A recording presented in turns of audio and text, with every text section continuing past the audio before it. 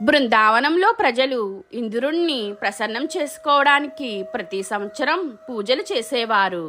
ఒకసారి చిన్నవాడైన శ్రీకృష్ణుడు ఈ విషయం తెలుసుకుని, మనం ఇంద్రుణ్ణి ఎందుకు పూజించాలి?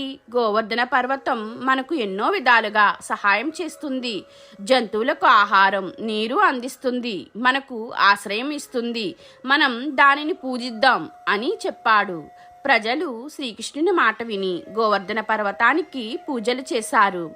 ఇది చూసిన ఇంద్రుడు కోపంతో బృందావనంపై భయంకరమైన వర్షం కురిపించాడు. అప్పుడు శ్రీకృష్ణుడు తన చిటికిన వేలుతో గోవర్ధన పర్వతాన్ని పైకి ఎత్తి దాని కింద అందరినీ రక్షించాడు.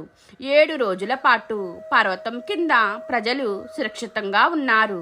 చివరికి ఇంద్రుడు తన తప్పు తెలుసుకుని శ్రీకృష్ణునికి నమస్కరించాడు. మీకు ఈ వీడియో నచ్చితే లైక్ చేయండి, షేర్ చేయండి, కామెంట్ చేయండి. నా ఛానల్ని సబ్స్క్రైబ్ చేసుకోండి.